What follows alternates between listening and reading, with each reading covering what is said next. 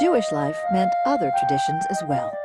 Jewish life, first of all, you have to observe very strict, especially the grandparents. They were watching out, and especially the grandmother, which was in the house. The father and the mother didn't have maybe time for this, they were busy with other things. But she observed it. And then it happened to be I became bar mitzvah 2 months before the war broke out. The bar mitzvah in my time was a very simple thing. I went to the shul with my father, and the father brought some kuchen, what we called, and some vodka and wine to the minyan, the people that were in the shul where we davened, and I had to read something, some part in the Torah.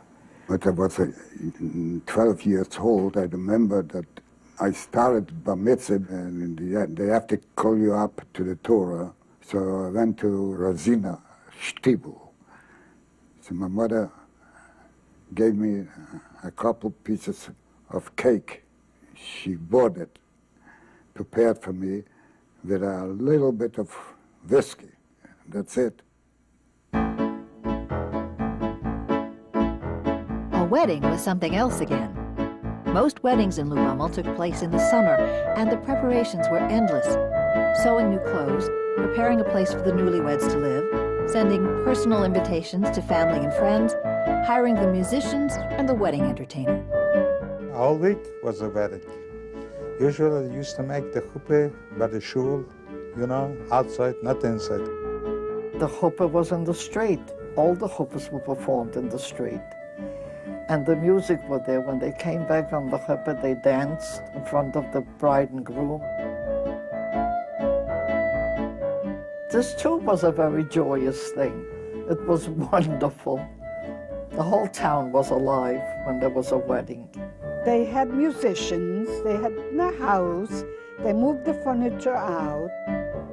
People that made a wedding paid the musicians very little. But the guests, if they wanted to dance, they paid the musicians for a dance. Weddings were nice.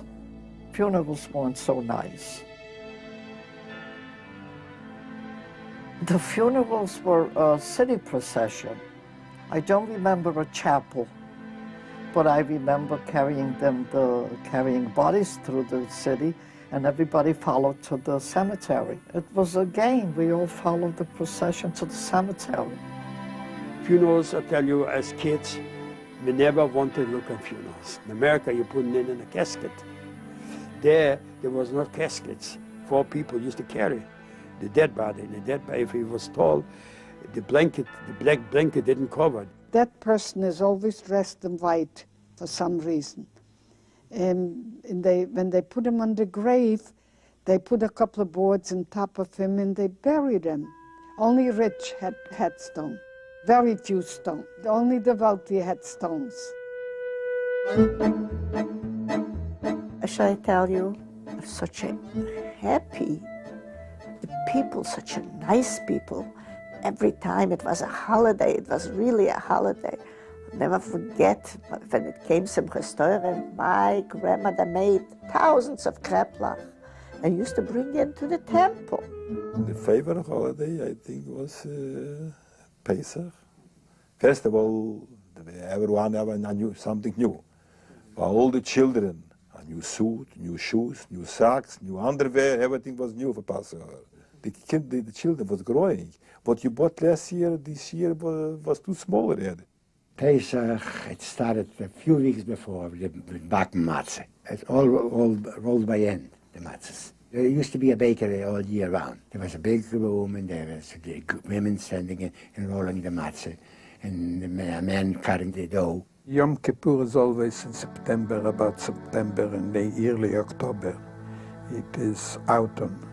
I remember that the leaves from the trees are fallen in that time, and it's such a sadness on the town. It is like the town is paralyzed, and the sky is gray, and it's always windy. Of course, every shop was closed. You couldn't go out and to see someone on the street. All the population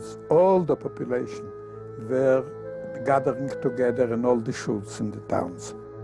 And I remember standing with my father, and he took me under his talus. I remember when was praying in Yom Kippur or Rosh Hashanah, I remember my father was crying. He was talking to God. Alta Zweini leizikne, kichlois kocheni, alta Zweini. When I was getting cold, don't leave me when I'm getting cold. And God, and you must listen to me. Me b'mayim, me b'eish. We will live, we will die, we will not be. And this time the people was crying. And I was standing I'm afraid. I was thinking, God is here, and right now is written everything. What will be?